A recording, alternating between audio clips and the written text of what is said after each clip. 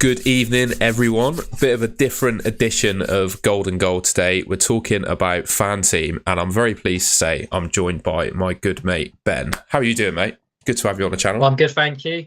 Thanks for having me on the channel. I'm very glad to be on here and excited to speak a bit fancy. It's an absolute pleasure. And yes, seeing FPL Prem Tipsters comment, I thought it'd be worthwhile doing a little bit of a Fanteam live because I haven't seen any videos made about it so far or anything. So day before the tournament, it's probably worth going live to talk about things.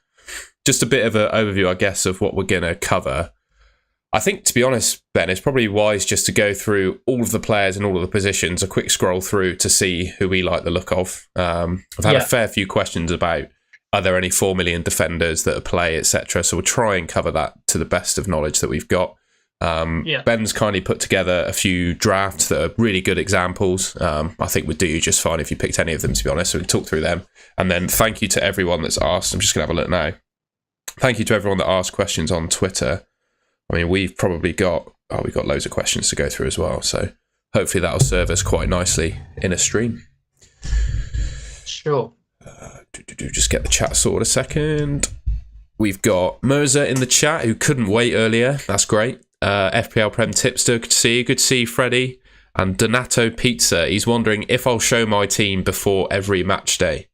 Wow, this is a competitive game, mate, where there's money on the line. So we'll see how we're getting on. But yeah, that's the whole idea, I guess, of having 3 drafts as examples. Is don't necessarily have to show our teams to give you a bit of help. I don't think. Right. Are we going through goalkeepers first? Let's do that, mate. Go for it. You got them on your phone or something? Yeah, I'm having a little swipe through now. For me, I think in Fanteam, based on my experience last year, which I'm sort of, well, for a bit of background, I basically started last year, took it relatively serious, and I think I ended up coming sort of like 400th on the 365 game, so I got a decent payout. But what I learned about the game was that I think that save points do add up a lot. So I feel as if going for the heavy hitters, it's probably not wise to spend your money that way. So for me, I really like, to be honest, for me, it's between Casteels and Lunin. Yeah. In terms of the price brackets of the 5 to 4.5 million. And also, I don't mind the Romanian keeper, Moldovan. I think he could do all right in their group because I think there's quite a lot of save points up for grabs and probably some cagey games, to be fair. I'm in complete agreement with you, to be honest, mate. And yeah, you made a really good point about the saves points. I think, 0.5 points per save, and there's no upper limit to the amount that you can score. Whereas like in FPL, the maximum is just 2, if you look at FPL as an example. So yeah, I completely agree. At the moment, I'll give away my goalkeeper. I've got Casteels in my team at the moment because I think Belgium, just looking at their group, they've got 3 good fixtures where you think they could conceivably keep a clean sheet in all of those games. And I don't think they'll, if they're through after a couple of games, they might rotate some of their outfield players, but I don't see them rotating their goalkeeper. That just doesn't feel right to me. So yeah, I really like Casteels. And we've got confirmation from the manager that he is like the starting goalkeeper. So yeah, he's my man at the moment. Yeah, I also think that Belgium, I'm not sure they'll be that good defensively, so I feel as if they might concede a few shots, so you have got the chance of some decent save points as well. And one other, I guess, you didn't mention, definitely not an option, I would say, for match day 1 when he's got Spain, but Croatia have been very, very solid defensively throughout qualifying in the friendlies and stuff. Obviously beat Portugal in one of the friendlies. I think game week 2 when he's got Albania, Lovakovic is a good option. Yeah, he's only is it the 5 mil one that's nailed? Yeah. Okay, yeah, I hadn't really considered him, but yeah, I think I do like Croatia probably for game week 2 and 3 more than I do 1. I remember the first Fanteam tournament I played was the previous Euros, and I think he was priced at 4.5 million in that game, and he did me absolutely great. I think he was the top scoring goalkeeper for most of the game until they got knocked out. So yeah, he did me really well in that. Yeah, I think. Again, the thing to emphasise is the save points. I think I'm correct in saying Pickford was the top scorer in the Premier League game, I want to say. I would imagine so, yeah. And I think he was sort of more budget. So I do think it's about finding the keeper that gets the combination of save points and the clean sheet. So, yeah, I definitely think the sort of 4.5. And 4 million wise, is it Pence is the only nailed one we think could be nailed? Yeah, I think and whether you think he's nailed or not, I guess is a question, but he's probably, I would say, the most likely of all of them to start. In fact, when we go through the questions, that's definitely one of the questions we've got. I'll have a look through a few predicted lineups threads on Twitter, and we can see what people are saying about Pence. But as far as I'm concerned, he's not necessarily guaranteed to start, but I think he's the most likely. Okay, cool. Right. Is that anything? Did the chat want to know anything else about goalkeepers? Are we sort of good to move on to defenders, do you think? I think we can move on. Feel free to shoot any questions in the chat about stuff, but I reckon that will cover us for goalkeepers. For defenders, do you want to start with the premium? Yeah, let's just go down the list, mate. Happy with that?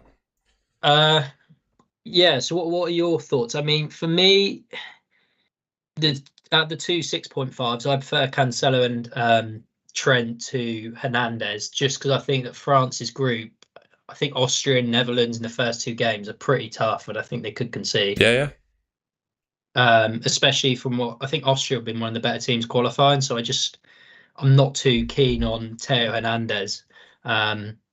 And I know they play flat back four as well, so I think I'd prefer to go with Trent, who could be playing in midfield, or Cancelo. But what do you think about Cancelo and Trent's minutes? That's the only sort of concern really for me. Yeah, I think you're absolutely right. The leak we've got about the England team suggests that Trent is going to play, so I think that's enough information to pick him.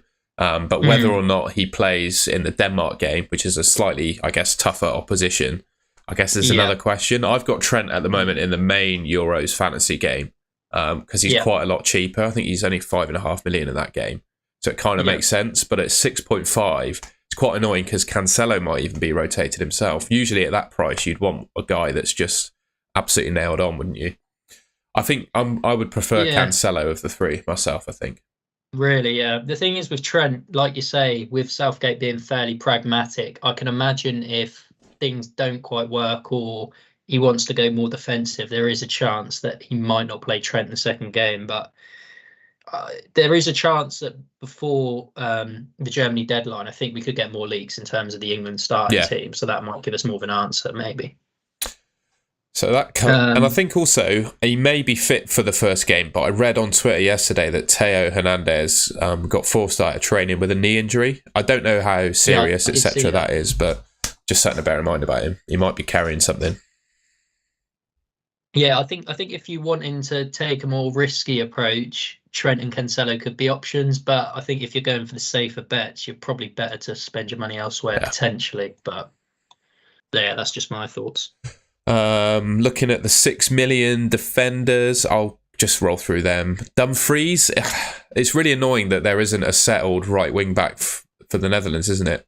Dumfries has been a really good option in previous games, but with Frimpong emerging now, and I think both of them are like equally likely to start. So I can't put my finger on who is best out of those two. So I think he's probably in a void. You got Di Lorenzo and DiMarco of Italy. Definitely think they're options with matchday one in mind. I mean, they got Albania, which is probably the easiest fixture you could ask for in the tournament. No disrespect to Albania, but I think those two could be good options.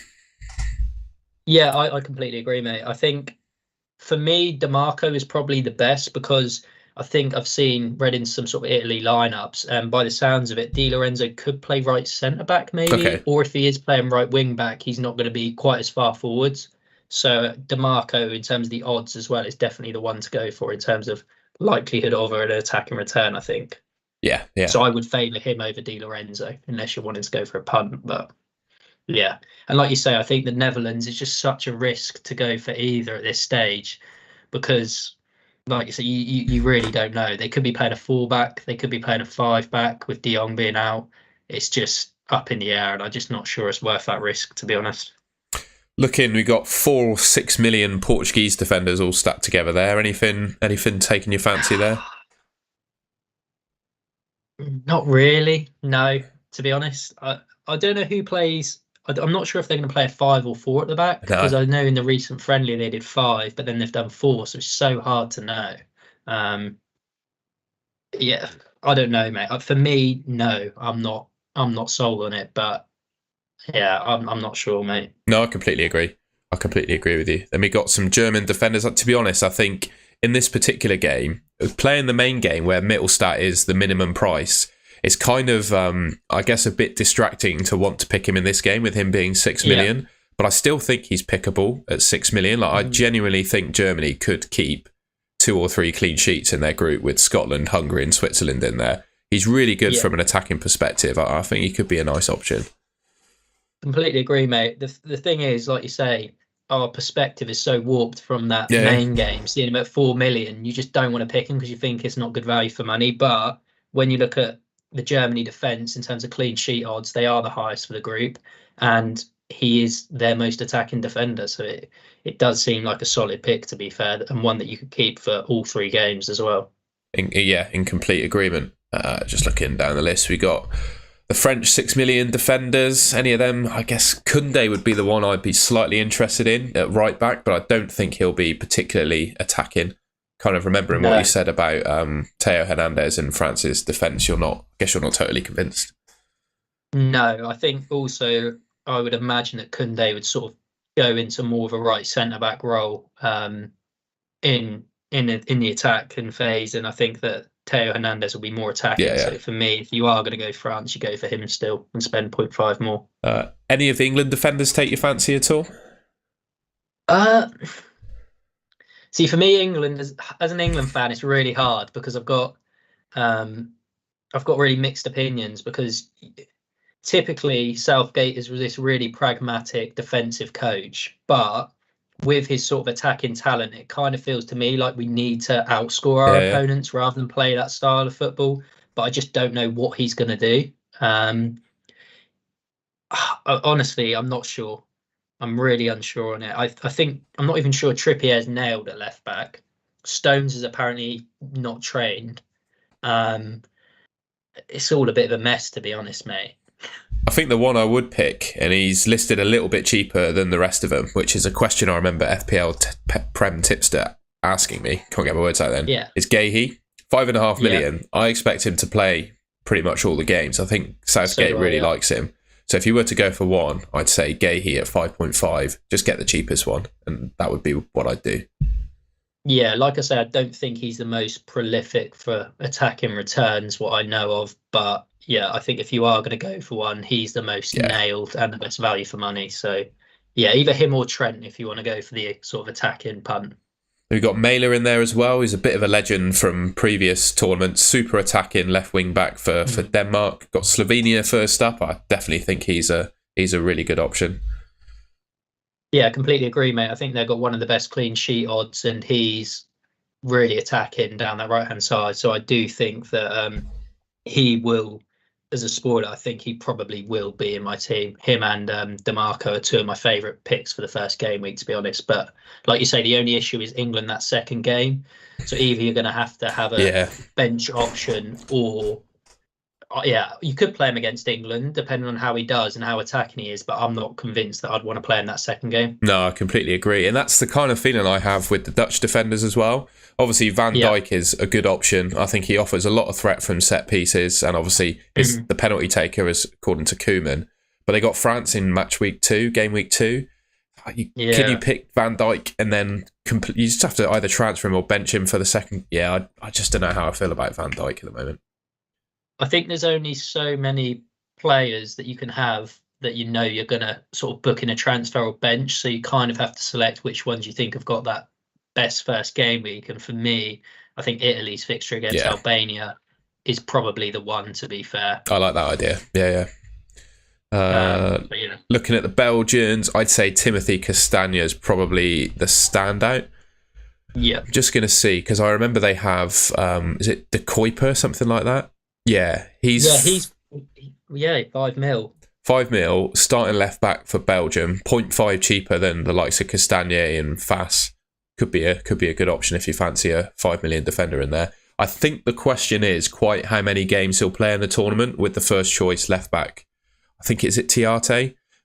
With him likely coming back like later on in the group stages, how many games you'll actually get out of De Kuiper, I don't know. But at 5 million, I think he's worth a go. I'm actually just looking, and because I don't really know a lot about him. And for Club Brugge, he got 10 assists in 30 starts and 3 goals, so 13 attacking returns. That's not too shabby, is it? No, he does seem fairly attacking, so it could be a good option. I'd say, to be honest, but it's between him and I've had Castagna in multiple drafts that I've put together. To be fair, I don't mind him as an option as well. I guess it's just, do you want to go triple up with Belgium, Yeah. assuming that you might have Lukaku as well and Casteels in goal? How much do you trust them? Because they sort of always flatter to deceive at the big tournaments. I know they've got an easy group, but I don't know. Just looking at the next page, I don't think there are too many pickable. Maybe Grimaldo of Spain, but their group, I don't know. Grimaldo is gone. I'm just not massively convinced by Spain defensively. I think they'll have a good tournament because they've got, in my mind, a good like mixture of technical players and pace up front. But I'm just not sure about them defensively. Do you know if he plays in a back four or back five? Because I know for Leverkusen it's 5. Yeah, I think he'll likely start left back in a back 4. I think that kind of stifles his returns because for Leverkusen, I know he really plays far forward as that left wing back. So I'm not sure he's the same attacking threat as you'll see for Leverkusen.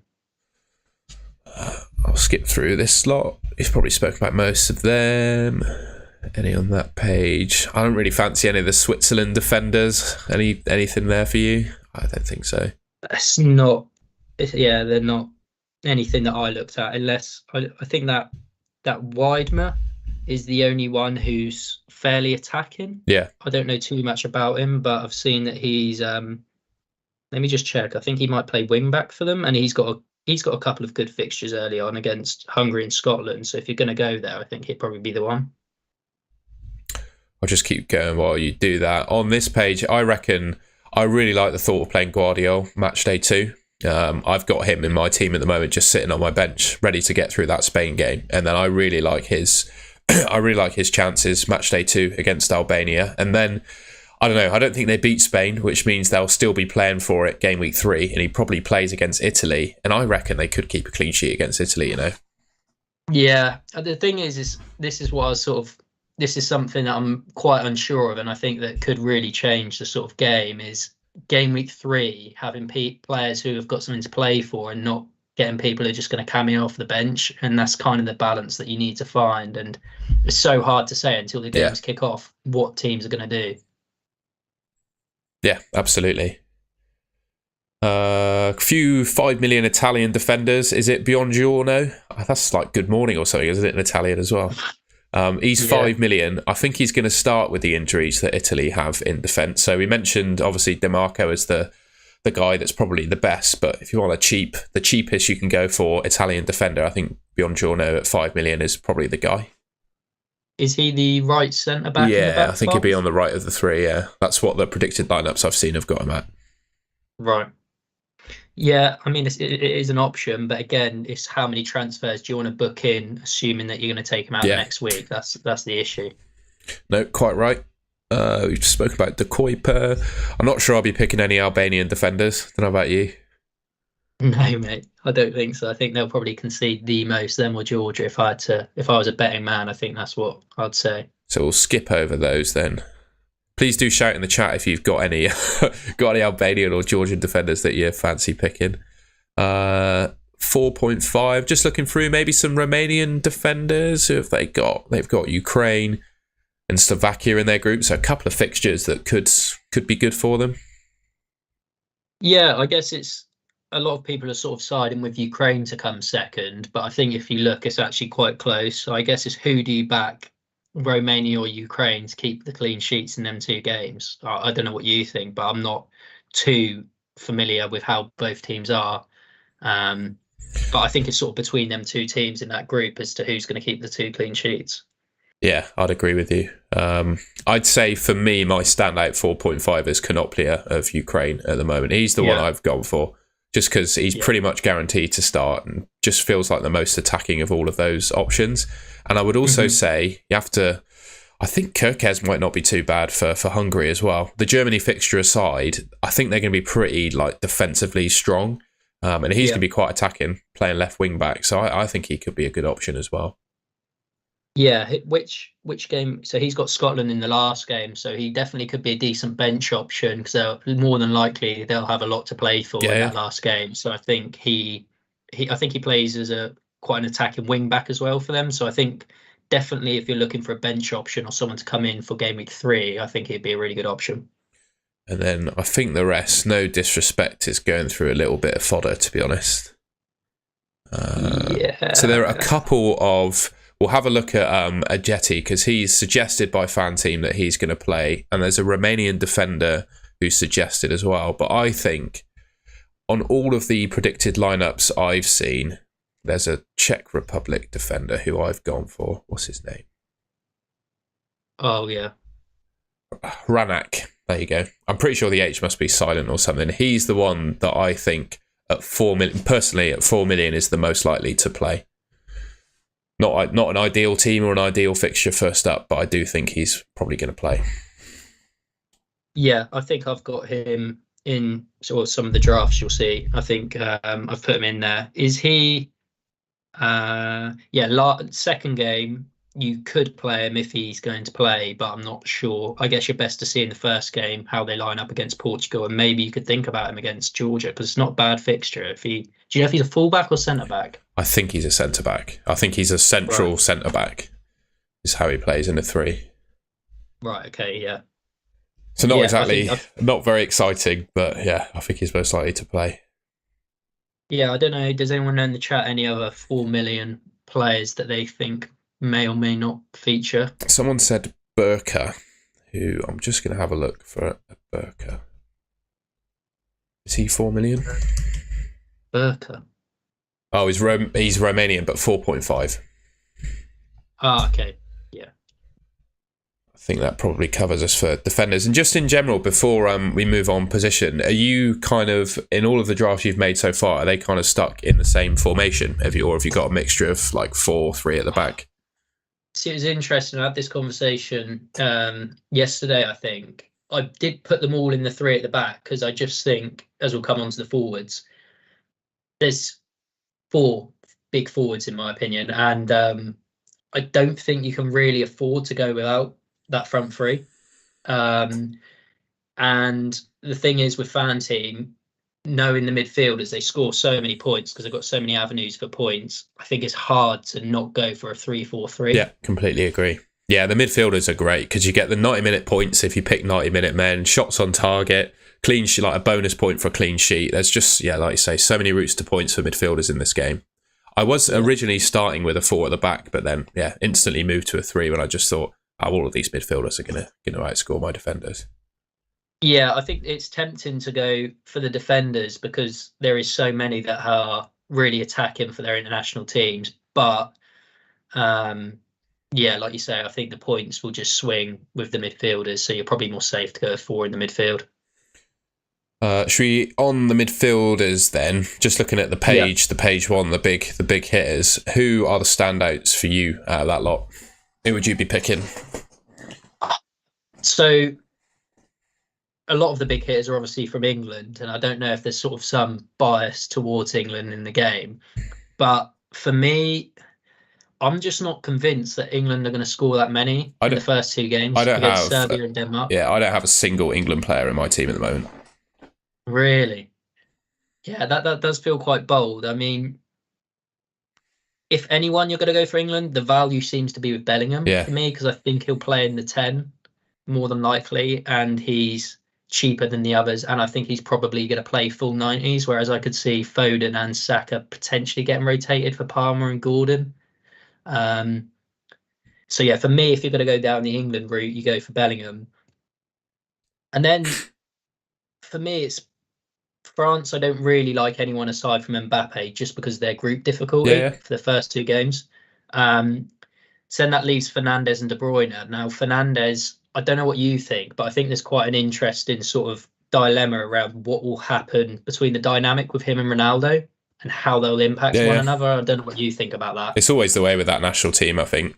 I'm going to spoil it with another player I've got on my team. Having watched the Portugal-Ireland friendly, they seem to be working quite well together. Obviously, just 1 game in a small sample size, but I think they'll do all right this tournament. And like Fernandes' record for Portugal is just outrageous. I think he's the best midfielder in the game, in my opinion. Yeah, I mean, you're basically guaranteed full 90 points, I assume. the clean sheets are quite likely for Portugal across the three, so you get that point with that. And then, yeah, like you say, the only thing that sort of puts me off is he's obviously not always going to be on penalties, I Yeah. assume. But will he be on free kicks and corners more than likely? So I think, having watched the one friendly as a sample size, both him and Ronaldo stand over the free kicks, basically. So I think they decide between them who takes them. But I would imagine if it's more of like a crossing opportunity, Fernandes would take it. But if it's more of a shooting opportunity, you'd imagine Ronaldo might get more. Yeah, what do you think? What about corners? Is it him or Cancelo, or are you not sure? I think it's a mixture. He's listed as one of the corner takers, but they might switch it up depending on who's on the pitch, I would say. I'd say he's likely to take some, though, surely. Yeah, I think so. It's an interesting. Who do you think will take corners for England? Because as Trent, I saw Rice was taking some in the friendly. I think it'd be a mixture. I think they've got so many options that it'll be a complete mixture. Given Rice has been so good for Arsenal, he's an option. You've probably said them already. I think Saka can take them. Foden can take them. Trippier, yeah, Trippier can take them as well. Yeah, there's a crazy amount of options, isn't there? Yeah, so for me, I think, yeah, like you say, Fernandes is a standout option. Do you want to go that deep into Portugal that you go for him and Ronaldo? I'm not sure. Or if you have the budget for it. De Bruyne is one who I don't think's been getting a lot of attention. He's pretty high in the bookies' odds to do something, to score or assist. What do you think about him as an option? Yeah, I like him. He won't be on penalties because Lukaku takes them, but I think he'll be on everything else. He's got to be their first choice free kick taker. I'd imagine unless he gets injured, he's going to be on the pitch for 90 minutes every game. He's going to be central to like everything they do creatively. He's not necessarily had standout performances in international tournaments gone by. I remember owning him in previous games and him just dropping blanks every time, but I wouldn't want to let that put me off this time because it's a new tournament and a new time for him to perform right. I think he could be good. I know he did have some relationship issues in the past with the coach. Like there was a lot of, I don't know if that's now settled, with like him, Courtois, and I don't even know if Courtois plays for him now. No, he didn't get taken. No, so I don't know if they've sort of settled that disagreement or if the manager's still the same. I'm not too sure. I'm not that into Belgium, so I wouldn't be able to say. But yeah, I think if the dynamic's good around Belgium, then he could be a really good asset. And I like your thoughts. But like you say, you kind of have to pick one of the two between him and Fernandes. You can't have them all. Yeah, definitely. Probably move on from, just any of the other big hitters here.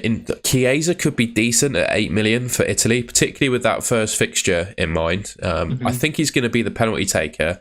I remember there was a quote from the manager because Jorginho missed his last, I think, 3 penalties for Italy. He said Jorginho's no longer on penalties, and I think Chiesa is expected to take them now. So he could be quite decent, but with that first fixture in mind. I was thinking about potentially punting on him for the first fixture with DeMarco, but like you say, you can only punt on so many players that you're kind of booking in a transfer with that. But I think he plays as a second striker for Italy, but I know he hasn't had a good year for, is it Juventus? I think they were looking at getting rid of him because I'm pretty sure he didn't have the best year for them, but international football is different. So yeah, I think he's a good option for the first game. Rafa Leao for Portugal as well. He could be decent. Trossard at 8 million could be decent as well. Olmo, Musiala, Yamal, all of these guys could be decent. I just haven't found myself being able to pick Bruno Fernandes and then another like 8 million-ish midfielder. I just haven't been able to fit that kind of team together. I'm not saying they're bad options, but the way my teams are structured, I just haven't been able to go there. Moving down, I really like Wirtz at 7.5 million. His bookies odds to score or assist in the first game are really strong, and people off the back of him having such a good season, there's a lot of hype around him, and I do feel like he could be a very good option at 7.5 mil. To be honest with their group.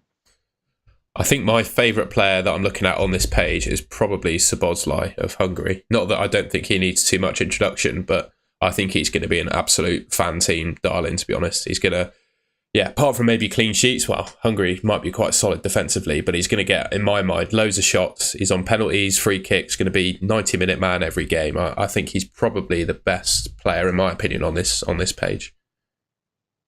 Yeah, no, I think is valid. The only thing that I slightly worry about with Hungary is how well they do. Will they come fourth in the group? I think that's the only concern with him as an asset, is the team around him. Are they going to perform that well? But I think in terms of as an individual asset, he's everything you'd want in a midfielder and fan team, to be honest. And I guess the other thing, it's similar to my thinking around, I think it's Kvaratskhelia, the Georgian player, with just having such a one outstanding player in a team, you'd almost think the opposition will try and just mark him out of a game and then really make it hard for them. So I don't know if that's the case with Szoboszlai, but just something I've been thinking about. Is he playing in the 10, Szoboszlai? So I think Hungary line up in kind of a 3-4-3, with Szoboszlai kind of playing to the left of the striker. That's what I've seen in some of the predicted lineups. So it's quite like an attacking position that he'll be in. Yeah, like I say, I can't say anything bad about Szoboszlai because he's everything you want in terms of 90-minute man. Is he on every single set piece? He apparently takes everything. Yeah. I don't think you can really say a lot bad about him, apart from the fact that the team around him may not be that strong. A couple other names of note. I'd probably say Çalhanoğlu of Turkey, Siemens of Netherlands. You could go for Doku, to be fair. 7 million is not bad for him. So you got Dembele, Stanciu of Romania, and then Thomas Souček as well, who I believe is the penalty taker for the Czech Republic. It's between him and Schick, so that could be an interesting one. Yeah, I'm not that hot on the 6.5 million. I think personally there's a lot of 6 million options that will come onto that I think are probably better than the 6.5 million options. I don't think it's the best price point for me. Yeah, and as you were saying, that 6 million price point is completely loaded. So we got Kvaratskhelia of Georgia takes every single set piece. It's their absolute talisman. Mudryk, decent player, doesn't necessarily on free kicks and penalties, etc., but I think he could do well this tournament. What else we got? Sabitzer of Austria on all of their set pieces. Yeah. Shaqiri, don't quite know what kind of condition he's in at the moment. Obviously been playing in the MLS and just getting on a bit generally, but in previous international tournaments for Switzerland, you can pretty much bank him to score 2 or 3 goals in the group stages. So he could be a really good option. What else we got there? Eriksson, nailed on 90-minute man for Denmark on free kicks. He's the penalty taker as well. I think he is, isn't he? Yeah, I believe so. So he's really good. Modric, 90-minute man, pen taker for Croatia. Don't think Kovacic is necessarily an option, but that 6 million price point is absolutely... And we haven't even gotten on to Gundogan yet, have we? No, honestly, I think there's a case to be made to... I don't know your team structure, but I think there's a case to be made to have 2 6 millions in there and rotate between them because, like you say, it's such good options. Like, for example, the... Eriksson Sabitzer rotation I think is really nice. Yeah, exactly. So Eriksson plays Slovenia, who you would suggest are one of the weaker teams in the tournament, and then's got England match day 2. Obviously Austria open up with France, and then they've got Poland, who are one of the weaker teams, I would say. So I don't mind that at all. Yeah, and then he's got Netherlands, and I think in the last game you're just looking for players who are going to have something to play for, and I think that they obviously will. So it's Sabitzer on penalties. Yeah, I believe so. Yeah, I think there is some such strong options at that 6 million price point, or you could have Modric, like you say. There's so many that I think you're crazy really to not go for at least one, maybe arguably 2 at that price point. Absolutely, mate. Complete agreement. Just looking down at 5, I must say I've not really looked anywhere below 6 million too much in this game so far. Do you have any midfielders under 6 million that you really like the look of? Yeah, I think the one standout for me is the Ukrainian. Yep. I forgot what his name was off the top of my head now. He's in quite good form. Is it Seferovic or something like that? No. Yes. Let me go to Ukraine. Sadakov. Okay. He's I think he scored 2 in his, or got 1 goal and 2 assists in his last friendly, and he's really good form. 2 favourable fixtures at the start at 5.5 million. I think he could be a really good option. Yeah, I don't mind that at all, mate. That sounds good. Aside from that, just looking through, there's no one I think to me that really... Oh, Gula. There's a lot of hype around Gula. Yeah, he's doing all right for Turkey at the moment, to be fair to him. Bit of a Turkish wonder kid, I guess. I'd chuck in...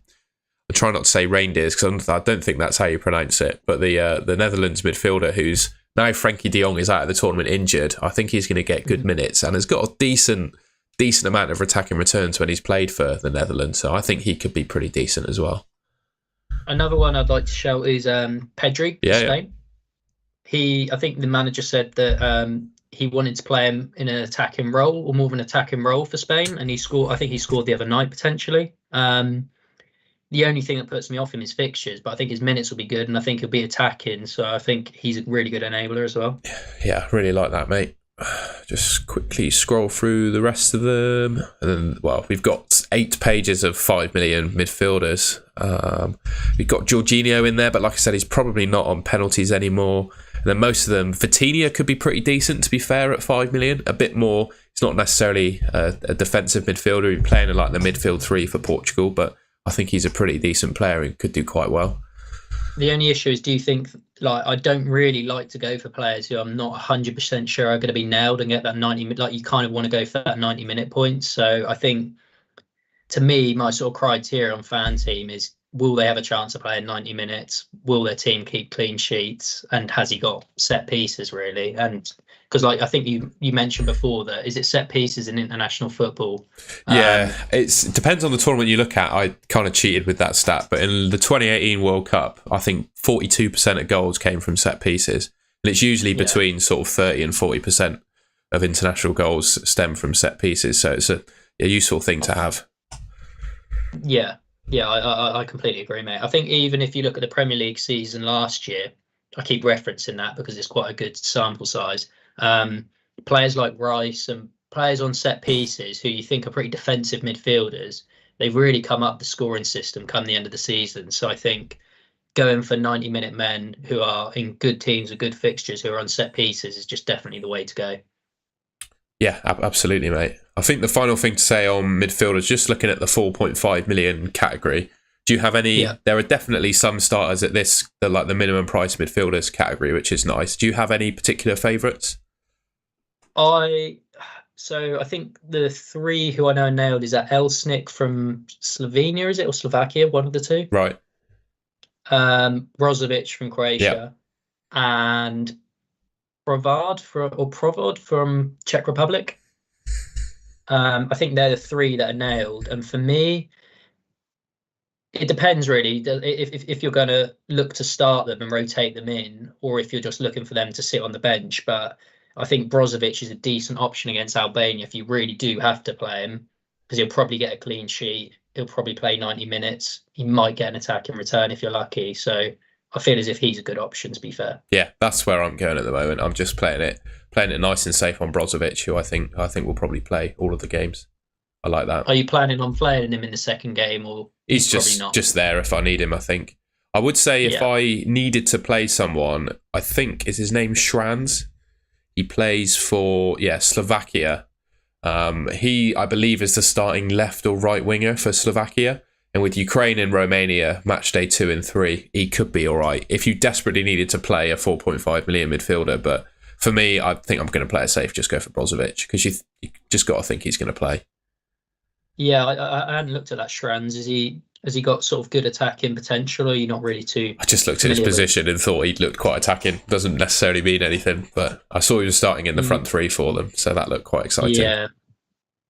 Yeah, I mean, if you're going for a punt, maybe you go for someone like that. But I think kind of the whole point in a bench player is just if you really need them, they're there. So I think I'd rather go for someone nailed like Brozovic. Quick look then at the forwards. Are you able to share what your front line is at the moment?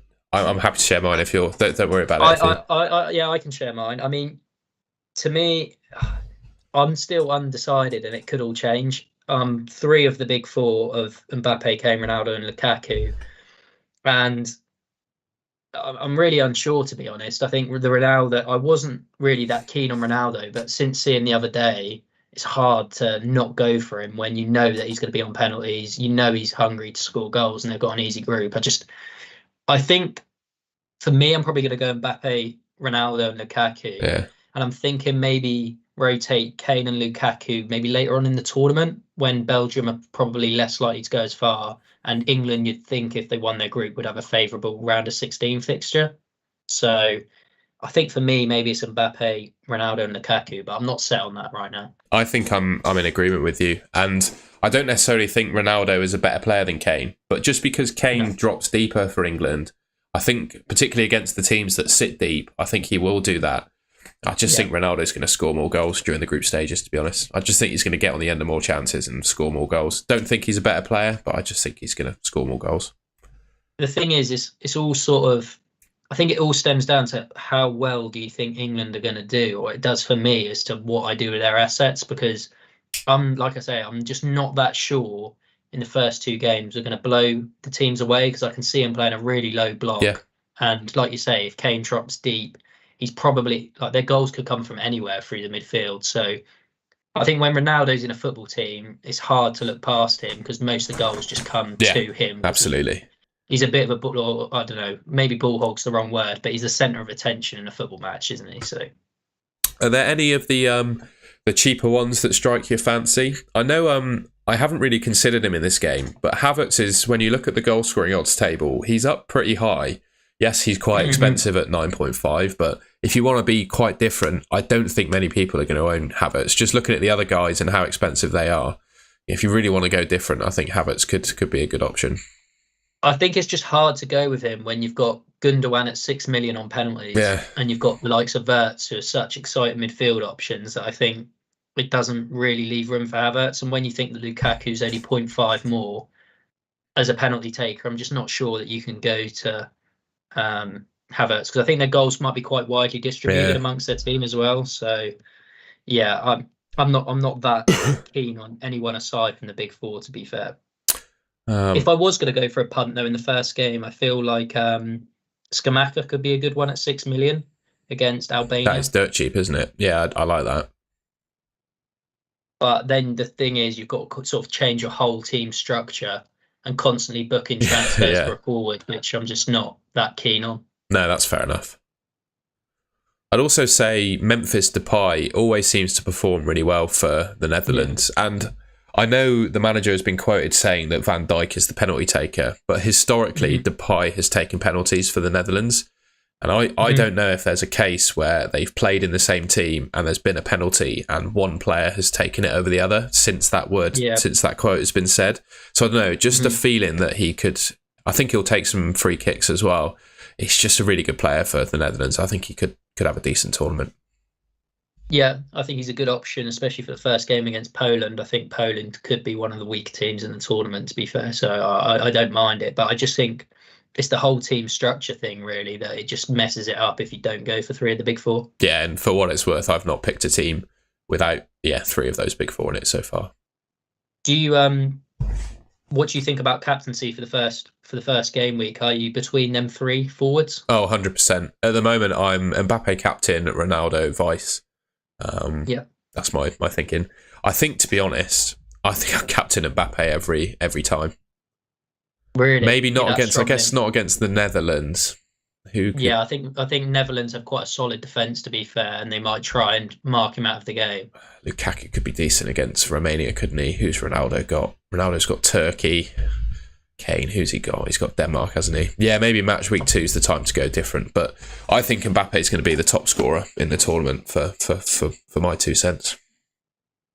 Yeah, I mean, I can't argue otherwise.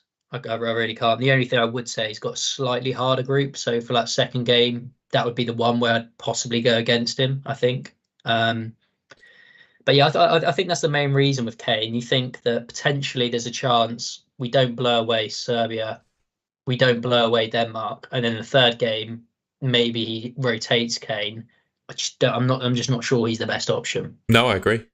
I just think in my mind, Kane is just going to be steady, whereas Ronaldo could be explosive. I think Kane also might be just as good in the sort of knockouts. So I would definitely be likely to go from Lukaku to him, I think, in the round of 16. But yeah, I mean, Kane, I'm just not fully sold on England that they're going to blow teams away going forwards, especially with the way Southgate sets his teams up. So yeah. Nice one. That does us for the players then. Should we have a quick talk through the 3 teams you kindly put together, mate? Yeah, go for it. Well, they're not on screen at the moment. 2 seconds. That's my bad.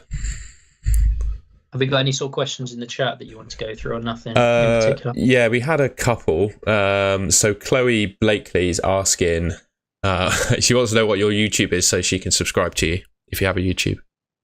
I'm not really posting regularly, but she can follow me on Twitter, and when I do start a YouTube, if I do, she can always then follow. I'll leave your Twitter in the description, mate.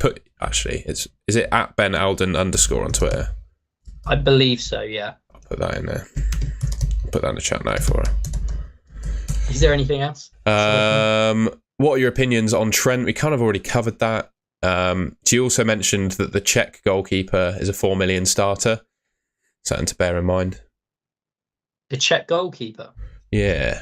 Let's have a quick look at him a sec. I haven't heard that, but I'll have a look. Which one? Because there's two. Is it Jaros or that? Yeah. Kluber? I don't know. I'm not massively convinced on that personally. Just gonna have a look at their recent and then fixtures. Juro1267, mate, he's very complimentary of you. He said Ben is a really great guy and it'd be nice to have him on more podcasts. So there you go. Oh, I appreciate that.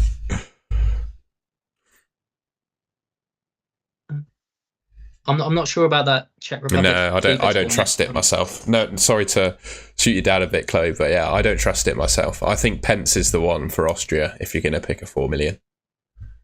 If I'm honest, I can't see. I don't think that Casteels will be rotated if you are going to go for him.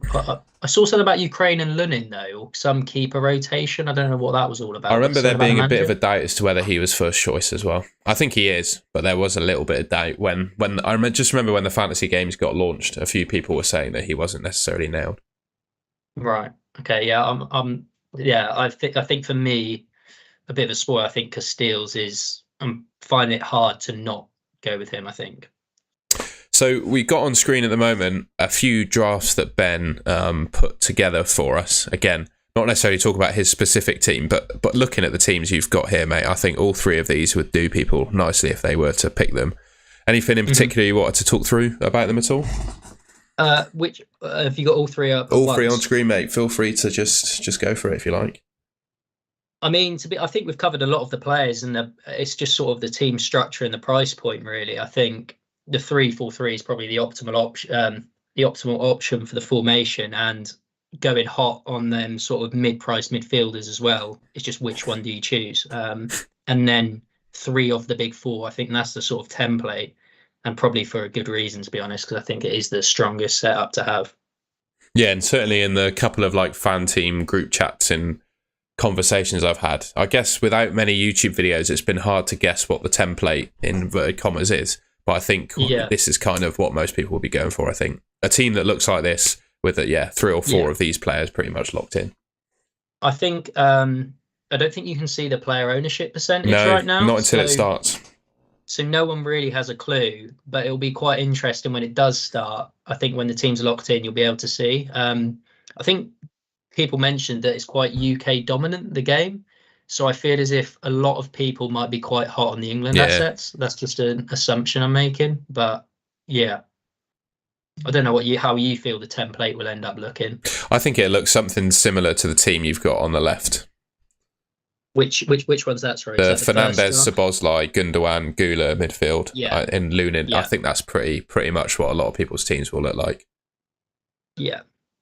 Are you willing to sort of go through what your team is, or are you yeah, I mean, I've pretty much spoken through it already. I think my defense, I'm still not 100% sold on. I want to have Cancelo in there, but I'm just I'm conscious he's a bit of a risk with just the amount of rotation that Portugal go through.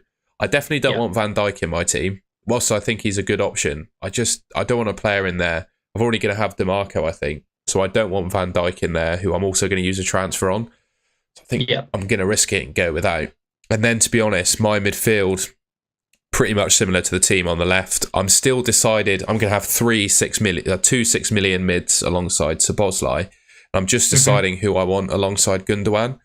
In my mind, it's really close between Shaqiri and Eriksen.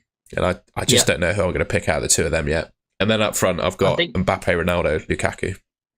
Yeah, I think coming back to your point on the 6 million midfielders, it sort of depends on how you're planning to move them and who you're planning to move them to. Because I do think quite a few of them rotate nicely. I think we mentioned it earlier. Eriksen Sabitzer is good, isn't it? Yeah, and I think Modric has a good second game week, so you could go Yeah, he's got Eriksen Albania to game week too, Modric. hasn't he? Yeah. So yeah, I think maybe setting up with two of them and planning some form of rotation. I think Gundogan, as long as he, I think some Germany fans weren't too happy with him playing. But if he does play, I think he's such a good option if he's on penalties and he's playing in that 10 role. Yeah, absolutely. I think value for money, he probably is the best value for money midfielder on the game, what I can see anyway. Yeah. Just looking at a couple more questions. So dogs eat tacos. Just to be 100% clear, this isn't the main Euros game. So this is Fanteam, and it basically works very similar to FPL. So you've got to pick your 11, and then you've got 4 players that can go on your bench, and it works exactly the same as FPL. Victor say, get the team with the most Danish people in it. Fair enough. Oliver is staying away from Kane and Mbappe. Fair enough on Kane, but I'm not sure I'd be staying away from Mbappe. What makes him say that? Is it the first 2 difficult fixtures, maybe? We'll see what they say. Would you go for Trossard or Doku? Oh, I think that's a really hard one. I think Trossard's got a lot more goal threat, I would say, and I'd say Doku's got more assist threat, and I'm not sure who's more nailed. I couldn't tell you, to be honest. Yeah, I think it's a tie between them. To be honest, I agree. Lewis Benilla coming from California. Is your question, just to double check before I answer it, is your question about Fanteam or the main game, mate? We'll move on and come back to that. Yeah, you can't roll transfers in this. We haven't really talked about the rules, to be fair. I might do a little feature on that before we go into the questions. But yeah, can't roll transfers, so you need to be careful about rotation. Completely agree. We'll show you exactly when the price changes happen. David, who I believe is shenanigans in our little group chat, Ben, he's saying thoughts on a 4.5 million Vestergaard of Denmark. I think it's an interesting shout, especially for that first game against, is it Slovenia they've got? Yeah. I think at 4.5 million, if you're planning on doing some form of rotation, maybe with like Guavadol or a Ukrainian, I think there's a 4.5 million Ukrainian defender as well. If I'm right in saying Croatian defender. Yeah, I think there's a few of them. Yeah. So yeah, I think attacking that first game and then maybe planning on a transfer or rotation from your bench, I think he could be a really good option. And I can't believe that he's starting for Denmark, but it looks to be the case. To be fair, I don't think he's very good at all, but that's just my opinion. He's massive. No. I think he's 6'7", so he's going to be he's going to be a real threat from set pieces. So yeah, it could be pretty decent. I don't mind that. If he's definitely going to start, then I don't mind it. I think it all depends on what does he allow you to do with the rest of your team and how do you move your funds around. But I think if he does help move funds around, I think him and the Ukrainian defenders are probably the best to start in the first game week with. Yeah, I like that.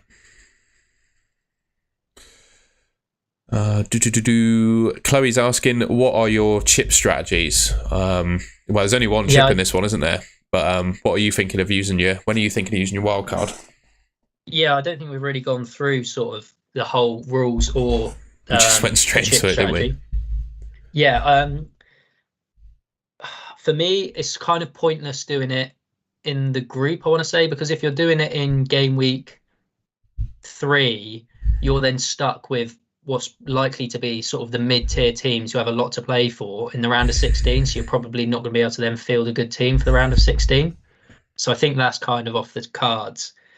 So for me, I think what you do is, or what I'm going to do is I'm going to attack match day 3, depending on who I think's got a lot to play for, and then probably wild card in the round of 16. Yeah, I like it. Tournament bracket, so you can sort of see and assume what teams are going to get where. I don't know how lenient they are with transfers. How many transfers do you get in the knockout rounds on here? So let's just double check what they say. I probably should have looked really more into that. It's probably something I haven't looked into as much as I should have. I think you just get 2 per week, game week. Let me come back to it. How to play. That's all it's got there. I can see it. From game week 4, you receive 4 free transfers per game week. Okay. Or for that game week. So that's game week 4 would be the round of 16. Yeah, which I don't think's actually that many. If you think you've got 3 or 4 that are sort of got really tough round of 16 games, or you've got some dead wood on the bench that isn't then going to even be in the tournament anymore, I do feel like that could be the right time to wildcard for me. Yeah, I'm in agreement. Yeah. I think the game might be won or lost on someone doing a different chip strategy to that and it coming off. But in my mind, I just don't see a more beneficial time to play it. No, I think especially when you can see the whole tournament bracket, you can sort of see who's going to play who completely. and Yeah, when. yeah.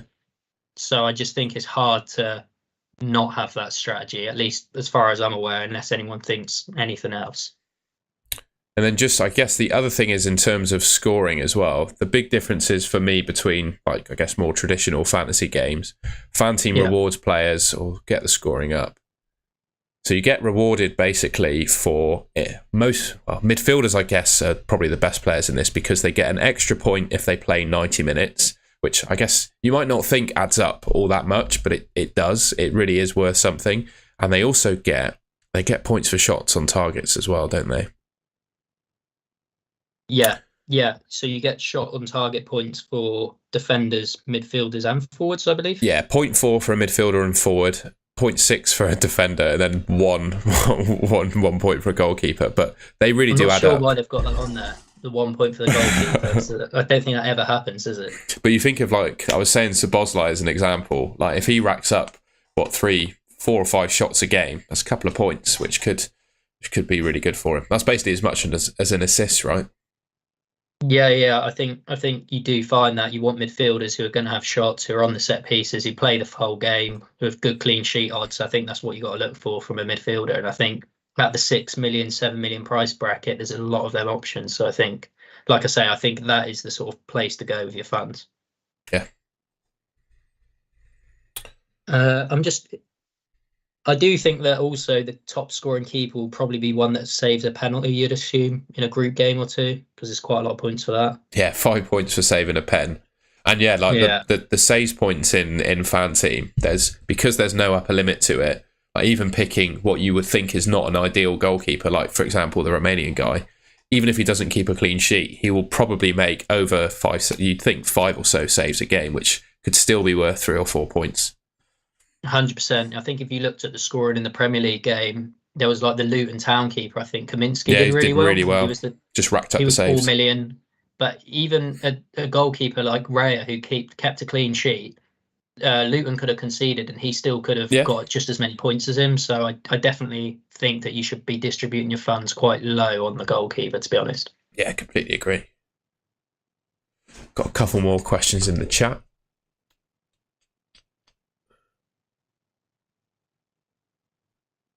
Someone asking, is Dalot a starter? I don't think you can say any of those Portuguese fullbacks are a guaranteed starter, to be honest. I think it's also what formation they play, and I don't think it's now guaranteed that they're going to be a 4 at the back or 5. So it's hard to say, to be honest. George, I see your question. If you scroll back a little bit, we put 3 different drafts on the team, but in essence, he's asking, do you think a strong 11 and a weaker bench is the way to go? I mean, for me, that's how I've picked all my teams so far.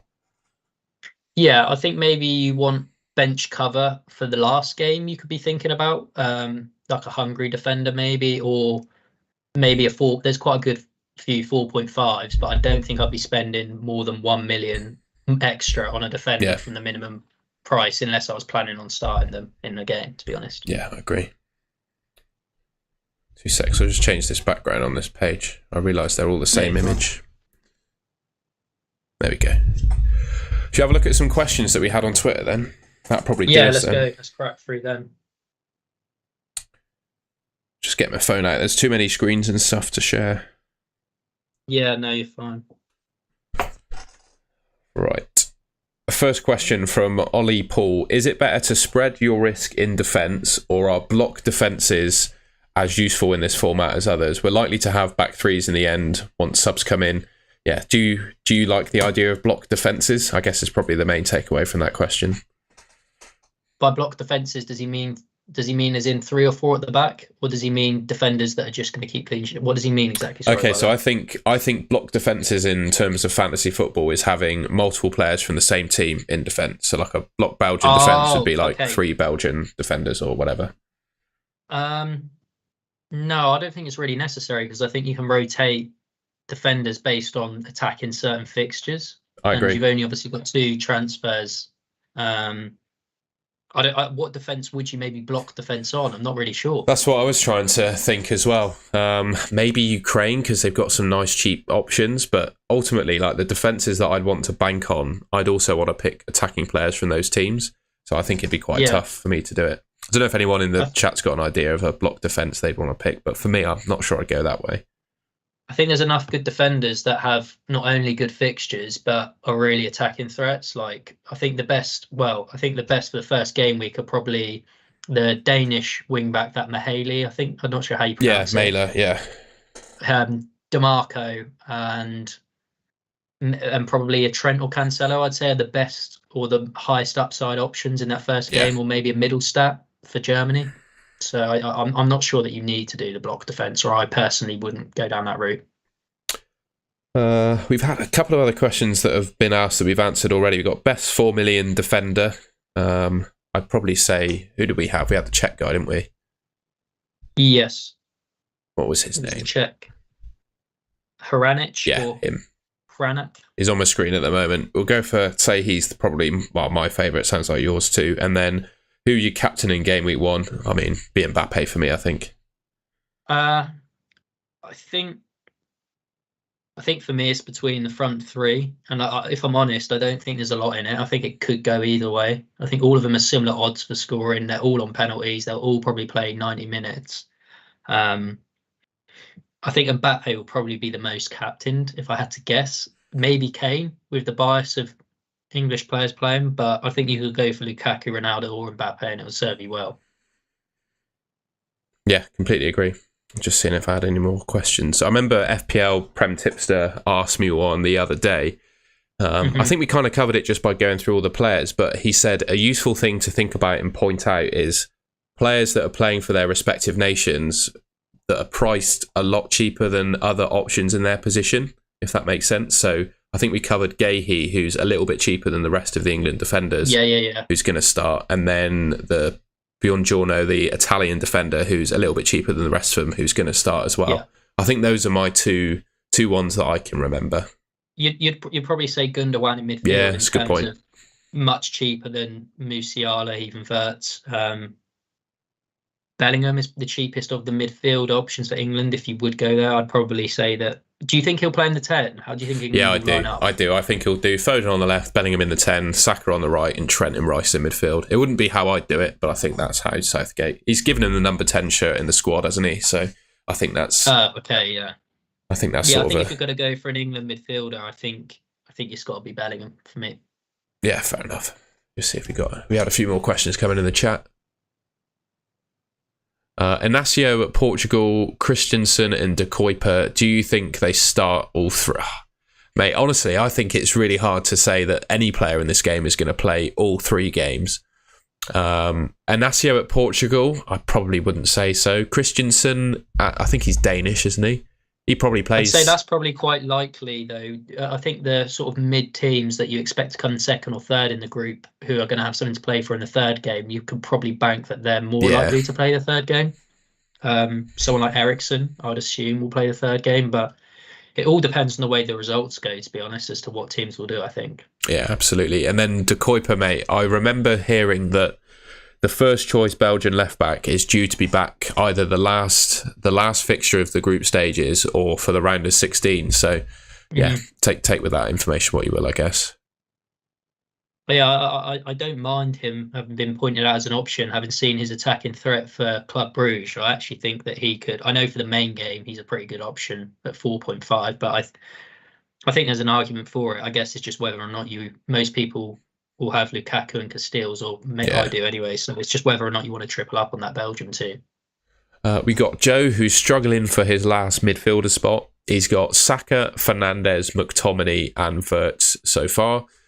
He's got Siemens, but he's not happy with Siemens. He's got 8 to 9 million in budget and wants some suggestions. What, for midfielders? For a midfielder, yeah. He must have not gone for what? He must have gone for 2 of the big 3 up front, I assume, to have that much budget, or God knows. you say he's got Fernandez already? Fernandez already, yeah. Saka, Fernandez, And McTominay, and Wirtz. And how much has he got, sir? He says 8 to 9 million. I think I'd spend 6, get one of the 6s that we spoke about, Shaqiri, Eriksen, Gundogan, and then upgrade your team elsewhere. Because it sounds, I think you're probably right in saying he might not have spent enough money up front for our likings. Yeah, you could go De Bruyne, maybe. But I personally, like I say, I'm not sure that I'll enter any teams where I don't have 3 of that front 4. And I'm, like you say, I'm leaning towards not having Kane for the group stage. Yeah, no, I completely agree. That's it for the questions. Is there anything else you'd like to go through at all, mate? Keep firing away stuff in the chat if there's anything else you want us to answer. I'm not 100% sure I can think off the top of my head. I guess, where do you think the game will be won? Do you think it will be won in the groups, or do you think it will be won towards the end of the game? Because obviously a lot of people have the same teams, you'd assume, when there's not many teams to pick from. Yeah, I think that's a really good point. Yeah, David, who's in the chat, Shenanigans, was saying, I remember he was saying the other day that if you want to go different, the time to do it is in the group stages, because, yeah, the teams are going to be very similar as we go to the knockout stages. Like quarterfinals, semi-finals, final, we're all going to have the same players, I think. Yeah. Like you say, I agree. I think the game's won in the people who just get the picks right. To be honest, like of them 6 million, you've just got to have a bit of luck. To be honest, I know a few people have different teams to spread the risk, but I think it's just going to be a bit of luck. Yeah, completely agree.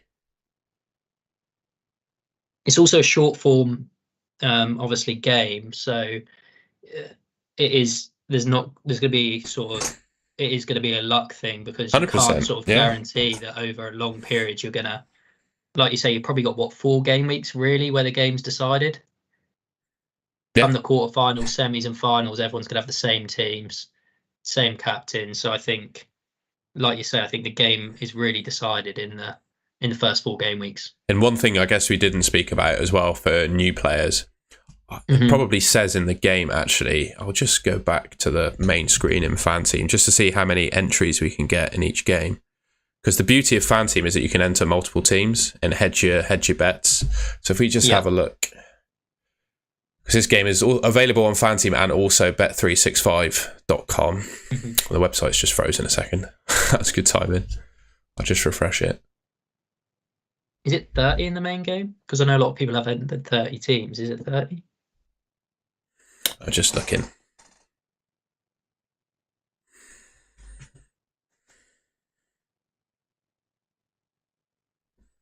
$30 entries per user. There you go then. Yeah, 30 entries per user. So, yeah. And top 10% places paid, I think. And historically, right, I'm not reading too much into it, but I remember, I don't know if it was one of the international tournaments or one of the Premier League games that they ran, but there was a guy, I think he finished, he had entered about 10 teams and they were all in the top 50. So, really? Yeah. And I would suggest there's really, if I were to enter multiple teams, I wouldn't go drastically different with all of them. I'd probably do the same sort of structure as a team with 1 or 2 players different across them, and maybe even have just multiple copies of the same team because you think it's going to do well. Yeah, I think like you say, that's what I'd do. I think you keep 9 of the 11 starters the same, and then maybe that 6 million midfield, maybe you rotate, I don't know, maybe a Cancelo or Trent or something along them lines, or Kane and Ronaldo. I think that's the way it'll be won, is just getting the right combination of the template team, if I'm honest. And maybe captaincy as well, to be fair. As like we said, Mbappe is going to be very heavy match day 1. I think I'll go with him, but I think it would be nice in this game if you could actually see the percentage owned, because really we're guessing, because we don't actually have a clue who's going to be owned by what. I guess maybe you could look at the main game and maybe try and think who's owned in the main game, and it might correlate across, but it's hard to say, isn't it? Yeah, absolutely. Are you you're doing the Bet365 one, right? Yeah, I must admit, I'm not much of I'm conscious that everything we're talking about here is like some of the games are free entry, right? But some of them are pay to play. So it is gambling. I don't really like gambling all that much, but I really enjoy playing Fanteam. And I also, I don't know, my moral compass towards gambling, certainly when it's fantasy football related, I think you have such an element of control over it. Obviously, it's still outcomes of other people doing stuff on a football pitch. But I think to me, it's a bit less gambly than just chucking on a random sports bet, right? Oh, yeah, for sure. But the Bet365 website, anyone, as long as you have a Bet365 account, you can just enter the game for free. And I think there are 170,000 players in it at the moment. And there's a 100,000 prize pool from my last memory. Yeah, I don't know if they'll increase that based on how many people join towards the end, I think. Because I think... Let me have a look. But you've got 94,000 entries in that Bet365 game and a prize pool of 100,000. Yeah. What does the winner get? Is it 50 grand? Let's have a look.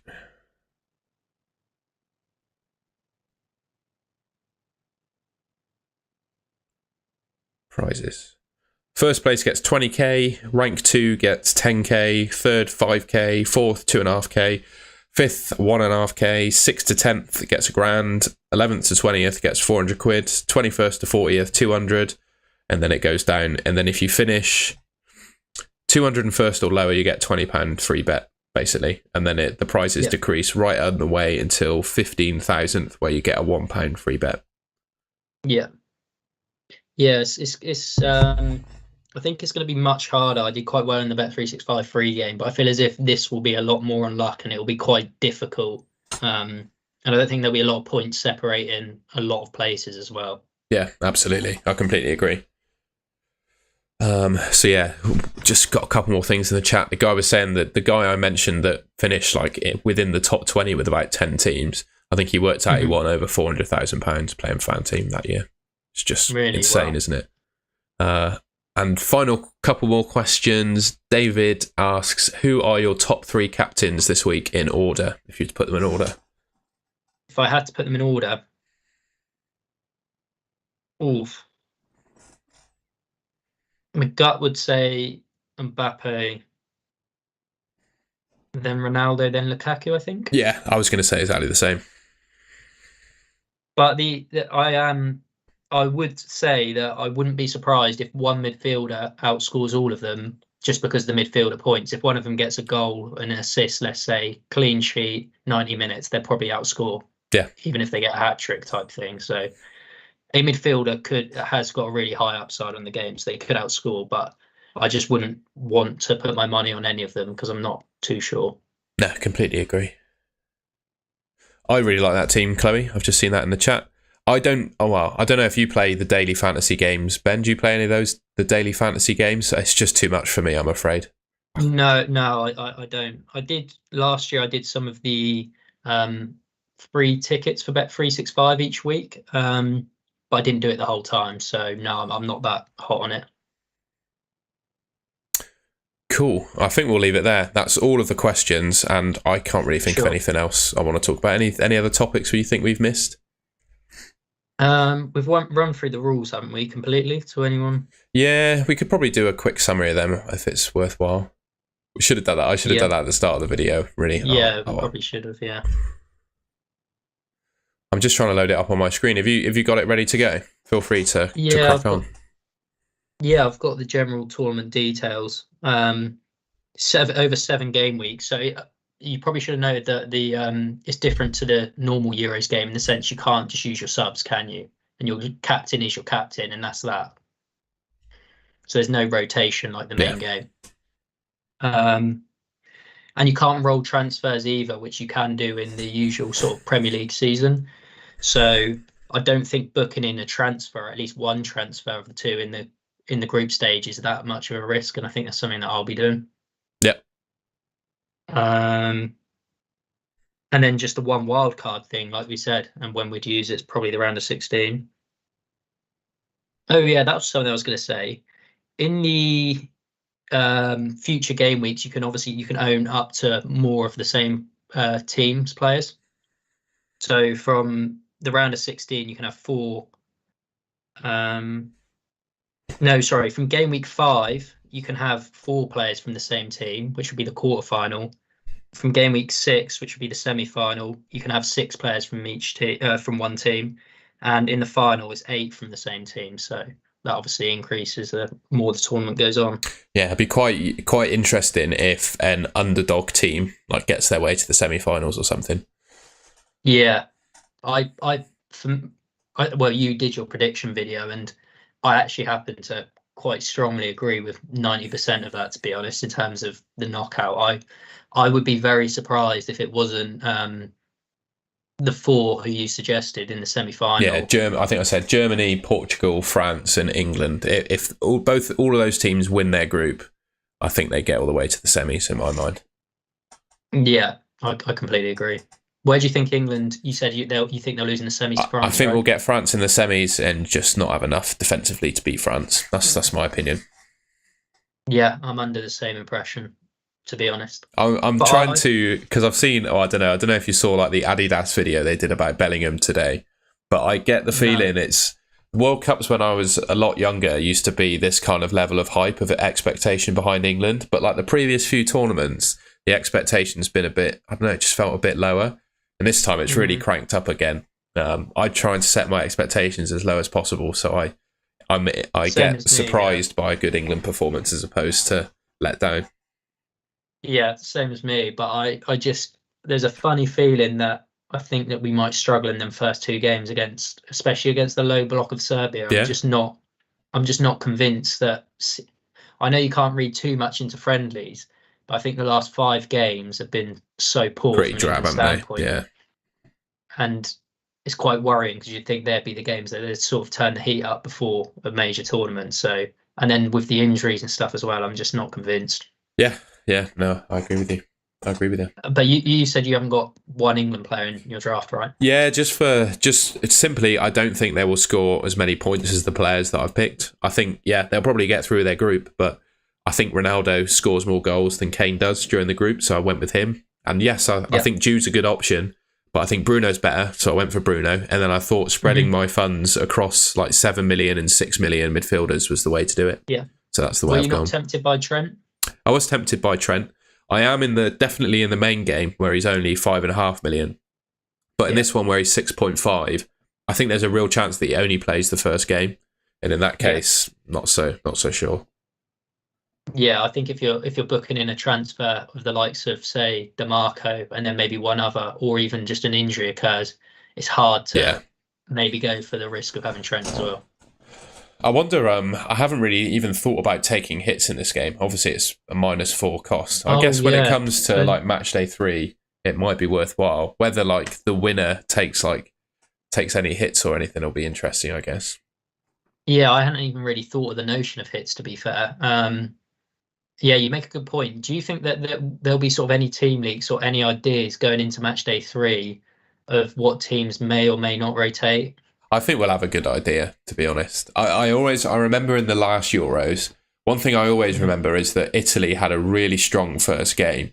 And by just watching them play, I got the idea that they were going to go far in the tournament and also probably win their group and rotate match day 3. I think we'll get so much information from these first 2 match days where those things we think we're worried about in the future will become a lot clearer. Do you think the likes of, say, Ronaldo or Mbappe, in terms of, I know they'd like to win the Golden Boot, it's obviously a good achievement, or even Kane, do you think that they'd want to be rested on the 3rd game week, say their team's locked in first place? Of the 3 you mentioned, I don't think Mbappe would be rested, but I do think Kane and Ronaldo definitely might be. Because I just always feel Kane seems to always, he doesn't seem injured at the moment, but he's always got niggles and problems that they're trying to protect him from. And Ronaldo being, he's 39 now, I think. He's if Portugal were through with 6 points and they've got a really good backup striker, he definitely gets rotated in my mind. You say that. I think Kane actually did have an injury coming into the back end of the season for Bayern. There you go then. So I wouldn't put it past him to have some form of niggle or definitely being protected, to be honest. Yeah, that's a fair point. But yeah, unless there's anything else or any other questions, I think we've kind of covered most things, mate. Yeah, we'll sign out then. I'll leave a link to your. I'll put it in there now because forgive me. I think I probably forgot to do it when we did the stream. I'll leave a link to your Twitter in the description, Ben. People go and check out Ben on Twitter. And yeah, thanks everyone for watching. I've really enjoyed this, mate. Thank you so much for coming on. No, it's a pleasure. Thanks for having me on. Nice one. Good conversation. All right, catch you guys later. Cheers for watching. Catch you in a bit.